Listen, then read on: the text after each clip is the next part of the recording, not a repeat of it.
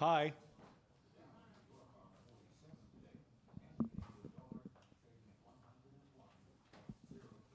I'm so glad you're all here today. Welcome. I'm Bill Anderson. Could be my pleasure to be your host this afternoon as we both chat with Mischa Maisky and hear him play. He is truly fantastic. You're going to have a great time. John Vandriel, I think, told you everything except you do realize by seeing all these cameras, you are being photographed. So if you're here with someone you shouldn't be with, you might want to, because it'll be on our website and everywhere. I know that doesn't apply to anybody here, but you just never know. 45.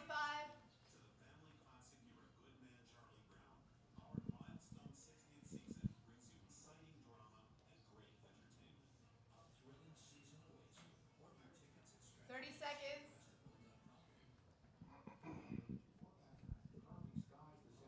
Stand by. I'm going to need a hand cue because An end cue? with the applause, 20 seconds. I won't be able to hear the intro. Okay. There's a recorded intro.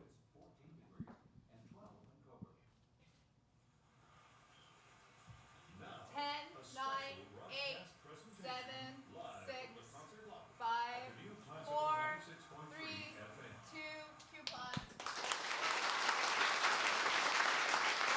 Hello, I'm Bill Anderson, broadcasting live from the concert lobby in front of a live audience here at the new Classical 96.3 FM. And we're streaming video on our website. Log on to classical963fm.com.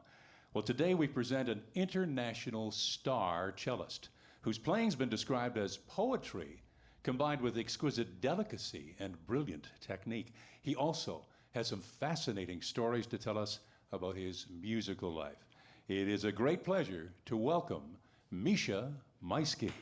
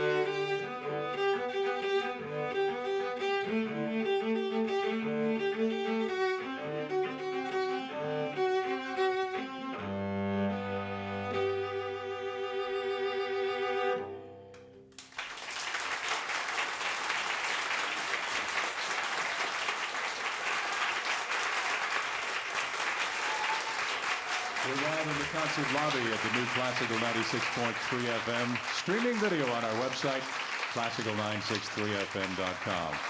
With the incomparable Mischa Maisky playing some music by Bach there. Mischa Maisky will appear at Roy Thompson Hall tomorrow night with Moscow Soloists, conducted by Yuri Bashmet. We'll talk to Mischa about his love for the music of Bach after this break.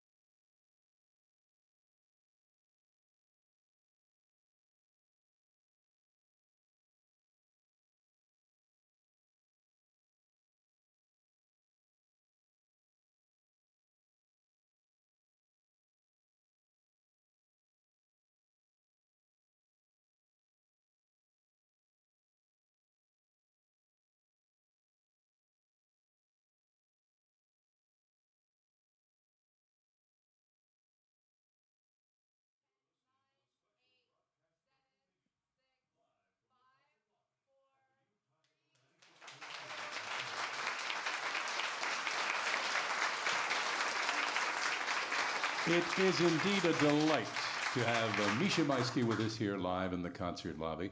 We've played your records here for so long now, and it's a great pleasure to finally get a chance to chat with you. And let's start with your enormous love of Johann Sebastian Bach. You've recorded his cello suites not once, not twice, but 3 times. There was a year of your life. You did about 100 concerts all over the world. Can you explain this fascination with Bach? Oh yes, I always say if music I could call music my religion in a way. Then Bach suites for cello solo, it's like a Bible. Really? It's book of books. No matter how many years you attempt to learn it, and it's never-ending process, and it's like a great diamond. Depends from which side you look at it. It can shine in a very different way. So I keep playing it since, well, over 45 years, probably close to 50 by now, about. And I hope I have at least as many years in front of me to try to come a little bit closer to the Was truth. it love at first sight when you first played them, or did it evolve? It was love from first sound long before I played it, because my unfortunately late brother changed from violin to musicology, organ and harpsichord, because of his passion for Bach. He wrote a great dissertation about Bach. And from the moment I was born, I was surrounded by music, and he played on a daily basis, hours and hours long, Bach's music. So I was always surrounded by it. And when I was about 11 years old, he gave me as a present my first printed edition of Bach suites, which I still cherish. And yeah, here we are. You are the world's only cellist who has studied under the 2 masters, Rostropovich and Piatigorsky. What's the most important thing you learned from each of them? There are quite a few. We don't have time, of course, for all of it. No, yeah, I'm But, asking you to be yes. really silly now and pick one. Yes. No, probably the most important, I always point out, is that on a daily basis, we should remind ourselves that the cello, in my case, or any other instrument, be it piano, violin, whatever, is only what the word instrument implies. It's a vehicle which helps us to reach the ultimate goal, which is music, and not other way around. One should not use music in order to show how good you can play your instrument. So one should never forget that no matter how important role of interpreter is, we, next to composer, great music we play, we are just tiny little soldiers, so to say. And I think one of the greatest and most important qualities of really great musician is someone who loves and respects the great music we play and the audience for whom we play more than himself. And one should remain humble and realize that as important as our role is, it's music remains the most important thing. Your music has given you world travel. You've been everywhere. You call yourself a citizen of the world. To explain that, tell me, where's your cello from? My cello is from Italy, of course. And your bows? It was built in Venezia in 1720. I have many bows. I have only one cello that I play since 39 years. But this bow is 19th century French bow, although I might change it for other pieces. And I use German strings, and I was born in Latvia, not in Russia, as some people think. I grew up and was educated in Russia. I repatriated to Israel. I live in Europe, feel very European. Your daughter was born in France? Absolutely. Your My first son in Belgium, my 7-year-old in Italy, and my almost 3 years old in Switzerland. You probably drive a Japanese car, right? I do drive Lexus, yes. Very proudly so. And a Swiss watch, no doubt? Swiss watch, Indian necklace, and so on. I could continue. But when people ask me where I feel at home, I always say I feel at home everywhere where people enjoy and appreciate great classical music. So today I'm very much at home in Toronto. Well, you are indeed a citizen of the world. And you have a Canadian audience that would like to hear you play some Rachmaninoff. What have you chosen? We would like to play for you 2 most beautiful Rachmaninoff pieces. First, Vocalise, And then Elegy, which is a piano piece, which I, since childhood, wanted to attempt to play on the cello and transcribe myself. And Vocalise, which was written originally for voice, was one of the most favorite pieces of Rachmaninoff himself. They say that he never could listen to it without breaking into tears.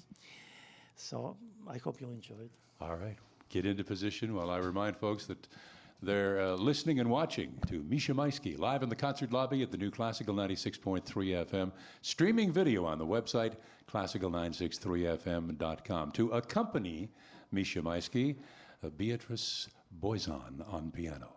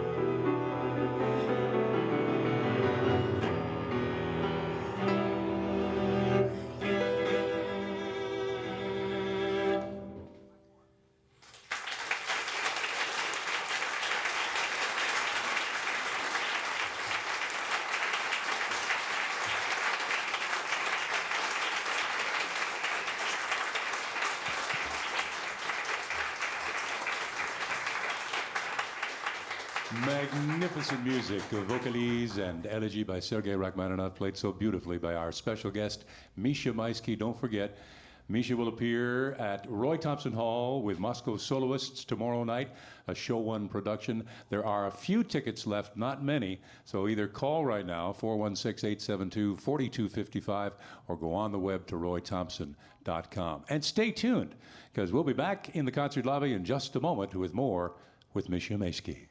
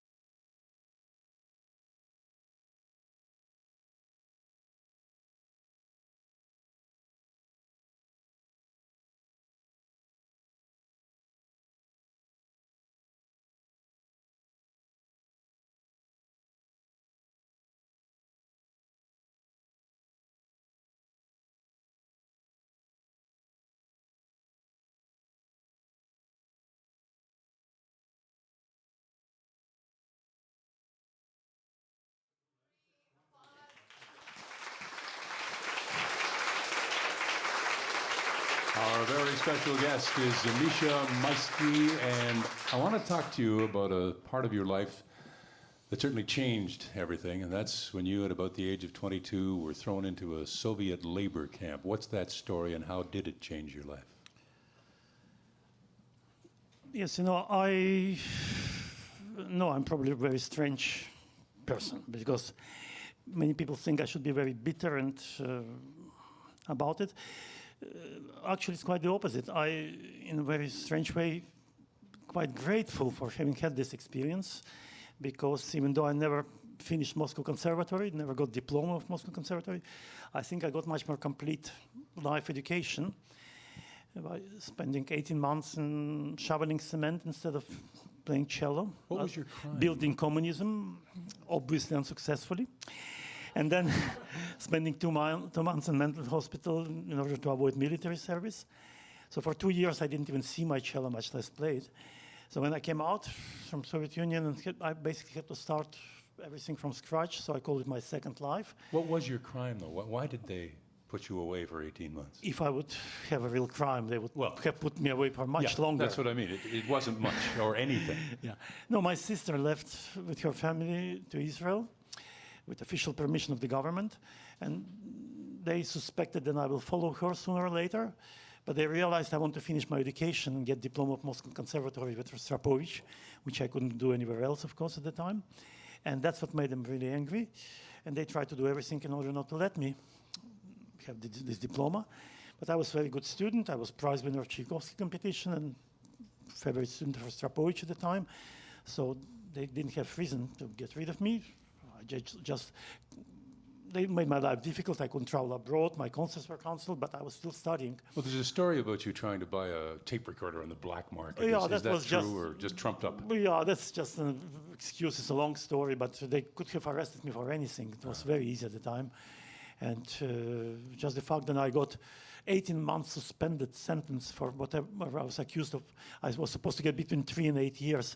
That's the best proof that I was innocent. And you're not bitter. You have gone back to Russia in the mid-90s. You still work very hard. Use your music to help fight what you consider to be human rights abuses. Talk about that, if you will.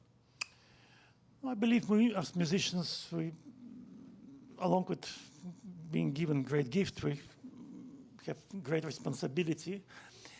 And we have great privilege to be able to communicate through great classical music with thousands or actually millions of people all around the world, people of very different backgrounds, traditions, cultures, language, and so on. And I hope that we can do our little part in order, with the help of great music we play, to make this little world of ours a little better place. Tomorrow night, with Moscow soloists at Roy Thompson Hall, an exciting concert. You're going to be playing a Haydn cello concerto. Talk about that. Oh, it's a wonderful piece, which was written by very young Haydn. It's full of energy and very positive energy. And it was discovered not only in 1961. It was lost for all these years. And ever since, it became one of the favorite pieces of cellists. I'm not being exception. But along with this, I will play as well Nocturne by Tchaikovsky, which is a very different type of music.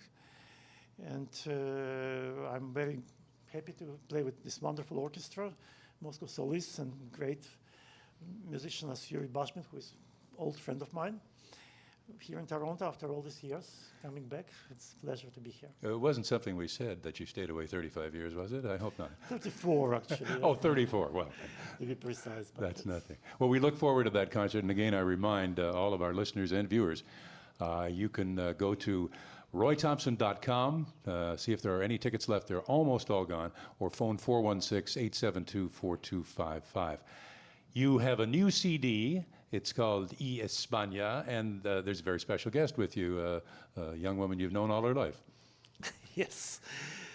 It was always a dream of my life to make music with my children, and now it's a dream come true. I play with Lily, my daughter, since many years together. We play trios with her older brother, Sasha, who is a violinist as well. And last year we made this recording for Deutsche Grammophon live concert of Spanish music, Spanish pieces, which is dedicated to her little brother, Manuel, who is almost 3 years old by now.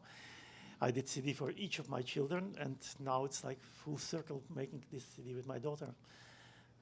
So, And how did you choose the pieces for this? oh, There's so much wonderful Spanish music. Absolutely, I always loved Spanish music, and I selected these 18 pieces by De Falla, Granados, Albeniz, Arrasate, and some other composers.